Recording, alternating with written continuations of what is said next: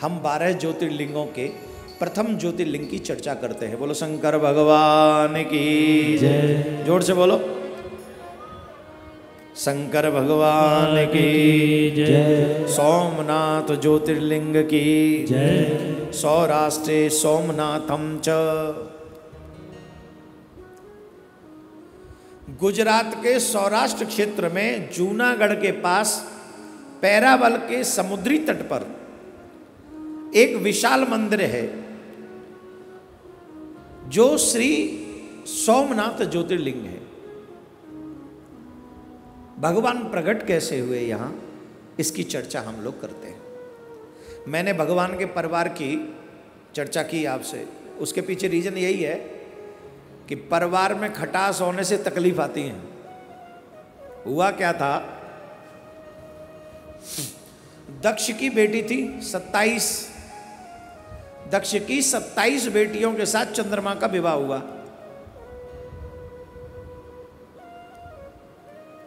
दक्ष की 27 बेटियों से चंद्रमा का विवाह हुआ,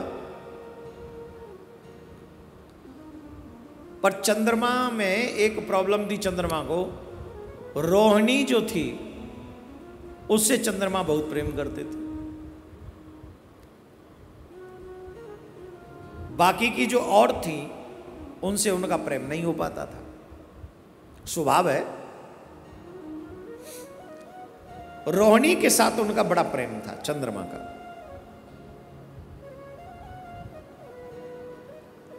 अब देखो, सौत तो सौत है, चाहे बहनी क्यों ना हो, वहां भी सौती अड्डा है। देवियों की एक विशेषता है, देवियां सब सह लेती हैं पर सौत नहीं सह पाते। ये कहती है कुछ भी कर ले, सौत मत लाना बस।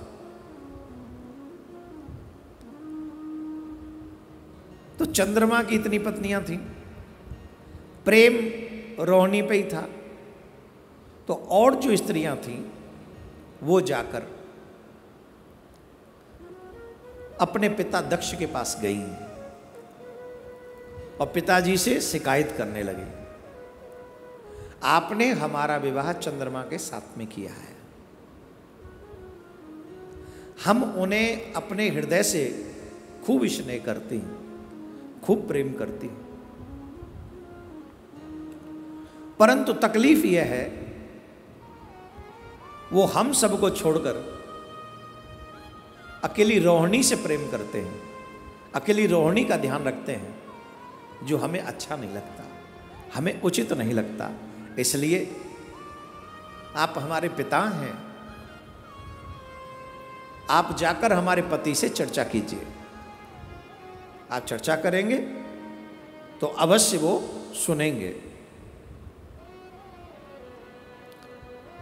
दक्ष प्रजापति इस भाव से गए कि अगर हम तो उनके ससुर हैं और ससुर पिता के समान होता है, और बच्चों को चाहिए कि अगर पिता समझाए तो बच्चों को समझना चाहिए। दक्ष प्रजापति गए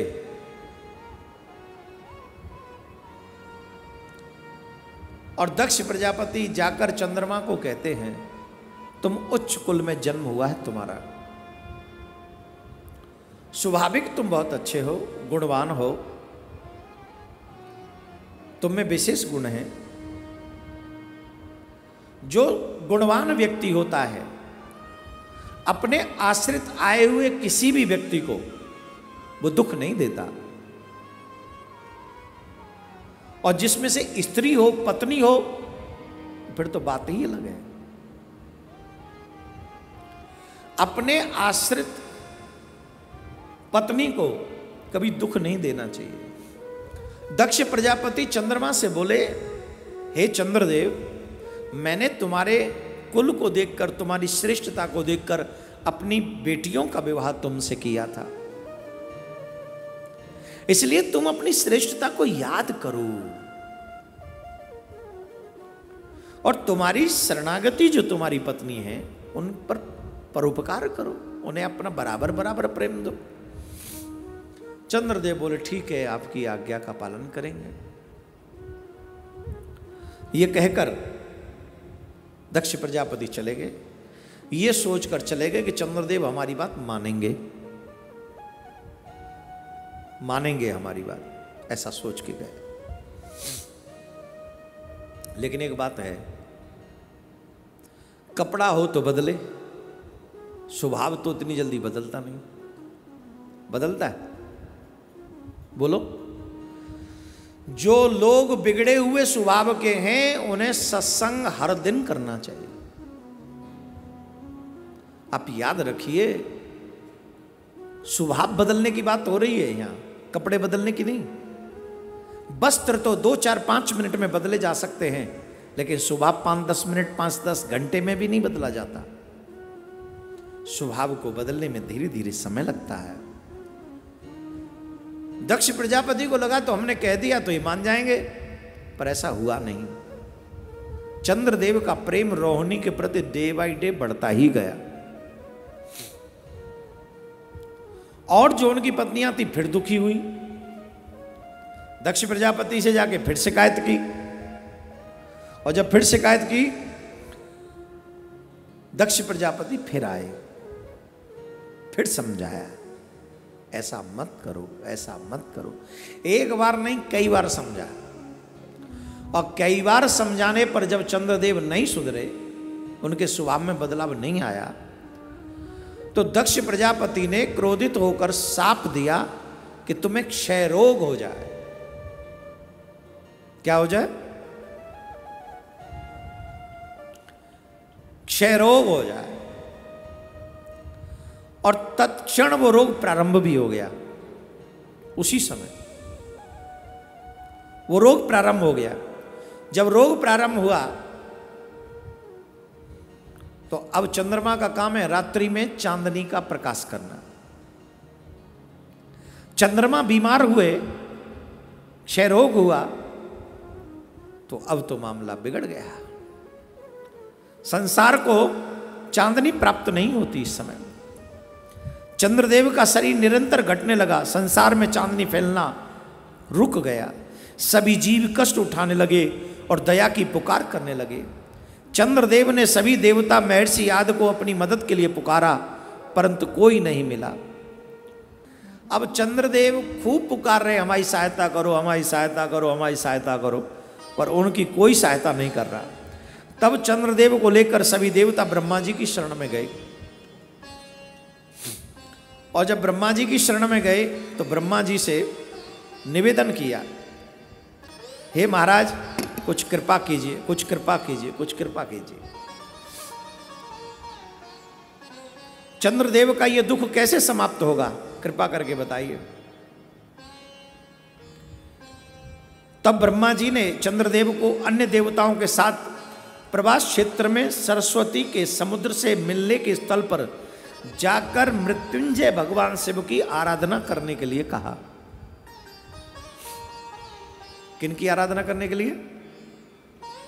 भगवान शिव की आराधना करने के लिए। बोले ब्राह्मण देव से पाठ कराओ। तो वो शिव की आराधना करने लगे।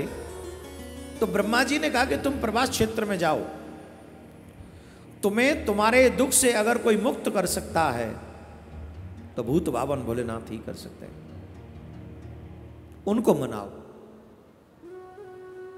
अगर वो मान गए तो तुम्हारा संकट समाप्त हो सकता है या कम हो सकता है। चंद्रदेव ने ब्रह्मा जी की बात को माना। चंद्रदेव ने प्रवास क्षेत्र में देवताओं के साथ जाकर 6 मास तक, कितने? जोर से बोलो।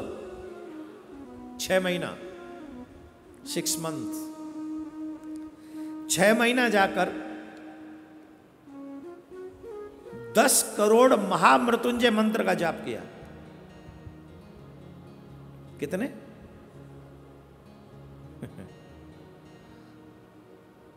10 करोड़। 6 माह में 10 करोड़ महामृत्युंजय मंत्र का पाठ चंद्रदेव ने प्रवास क्षेत्र में रहकर किया। चंद्रदेव की आराधना से भगवान भोलेनाथ प्रसन्न हुए। बोलो शंकर भगवान की जय। ऐसे नहीं, जोर से बोलो, शंकर भगवान की जय। भगवान शंकर प्रसन्न हुए और मां पार्वती जी के साथ प्रकट हुए और चंद्रदेव को अमरता का वरदान प्राप्त कराया कि तुम अमर रहोगे। दक्ष के शाप के कारण,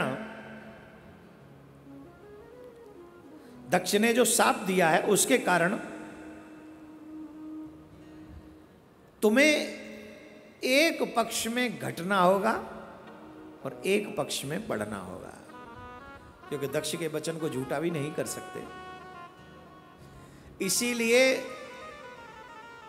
कृष्ण पक्ष में चंद्रमा की कलाएं घट जाती हैं और शुक्ल पक्ष में चंद्रमा की कलाएं, पूर्णिमा आने वाली है 11 अगस्त की, आप पूर्णिमा के चांद को देखना कितना सुंदर होता है, पूर्ण चंद्र। लेकिन आजकल के चंद्रमा को देख लो, कहीं दिखाई नहीं पड़ता, घट गई ना कला। ये दक्ष का शाप है। अब चंद्रदेव ने पक्षपात कहां किया? रोहिणी जी के साथ किया ना, औरों को उनका समय नहीं दिया और रोहिणी जी के साथ ही रहे, तो इससे उनको दोष लगा। आज भी वो दोष उनका पीछा कर रहा है कि नहीं कर रहा है?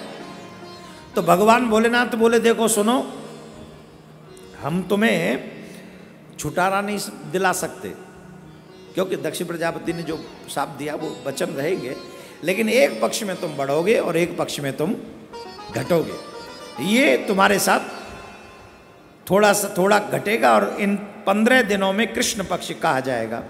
बाद में 15 तिथियों में रोज चंद्रदेव का शरीर थोड़ा थोड़ा बढ़ते हुए 15वें दिन पूरा हो जाएगा। इन 15 दिनों को शुक्ल पक्ष कहा जाएगा।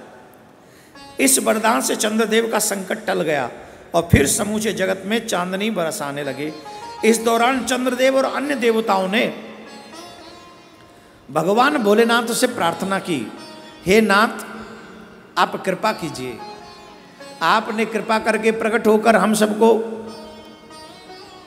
दर्शन दिया मां पार्वती जी के साथ में, तो आप एक कृपा कर दीजिए कि आप यहां मां पार्वती जी के समेत वास करें। देवताओं ने सभी ने प्रार्थना की और भगवान भोलेनाथ ने उसको स्वीकार कर लिया और उस ज्योतिर्लिंग को सोमनाथ ज्योतिर्लिंग कहा जाता है। ये प्रथम ज्योतिर्लिंग है। सोम चंद्रमा को कहते हैं। तो हम आज सोमनाथ ज्योतिर्लिंग को प्रणाम करते हैं। मानसिक हम यहाँ से उनका दर्शन करते हैं, उनको नमन करते हैं। बोलो सोमनाथ महादेव की जय।